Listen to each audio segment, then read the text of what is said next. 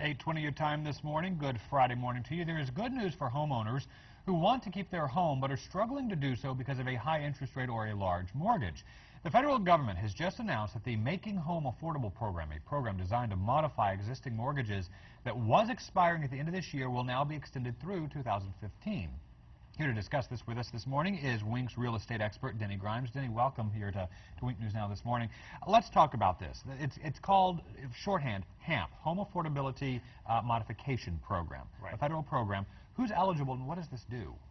Well, the good news is that this program's been around for several years, but it was so complex no one used it. There was a better chance of you and I beating LeBron James in a slam dunk contest and actually getting a loan modified. Well, maybe you. I don't know about me, but yeah. Yes, at your point. So a lot of people were discouraged when it first came out, but the good news is that the fact that the government's extending it, is we're seeing some success rate. They've streamlined the process. They've made the paperwork easier. The government has put pressure on lenders to try to help people that are struggling to keep their homes, and that's good news for the market and good news for the homeowner. So bullet points here that we have up. Obviously, this is if you obtained your loan prior to January 2009. So let's say you took advantage of the market at the time, say 2010. Right. You wouldn't be eligible for this, but a lot of folks here do have mortgages that predate 2009. So this is something that they could do. Absolutely, and the good news too is that back prior to 2009, interest rates were competitive back then, maybe 6 or 7%, but now they're 3.5 or 4%. So anyway, so you have to have a loan prior to 2009, owe less than $730,000 approximately. So that'll cover the majority of the market.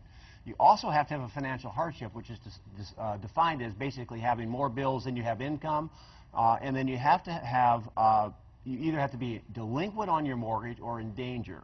Now this is real important because this is a modification. If you can go for a refinance through this same government program if you're current. But these are the folks that are already slipped up, missed a few payments, or are struggling to maintain their home. They can document their income and they're not a felon. So if you meet those qualifications, you should definitely then go to the next step, and that is either call your lender, go to the government website, go Making Homes Affordable.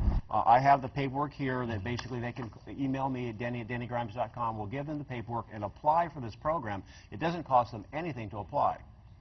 Well, and that was going to be my next question, is there a cost associated with this? And you answered, you can see your lender, you can see your bank, you can go to the website, which, by the way, you'll be able to find on winknews.com here a little bit later on this morning to find a lot of this information. Any idea on average about what people are able to save or what this can do to save their home? Nationally speaking, they say that the average homeowner is saving about $500 a month through the modification program. And for the majority of the families, that can make or break their budget. In addition to the fact they can maintain or stay in their home, because if they lose the home via short sale or foreclosure, that takes them out of the ownership cycle for anywhere from 2 to 4 years. So if we can keep people in their home, now this is taking business away from real estate people, but the bottom line is we can keep people in their homes. That's better for the home market, and it's better for the families. And so this government program has been extended, it's been revamped, it's worth looking into.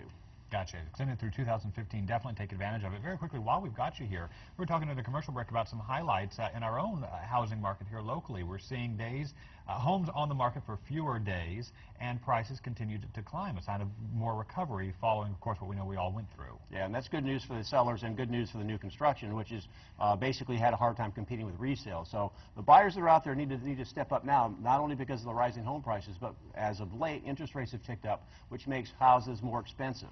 So now is definitely the time for buyers to act instead of just looking around. Exactly. Still a good time to buy, and if you already own, there is an opportunity that you could refinance or modify. That's right. Denny Grimes, thank you so much for joining us this morning. The news is back right after this commercial break. Stay with us.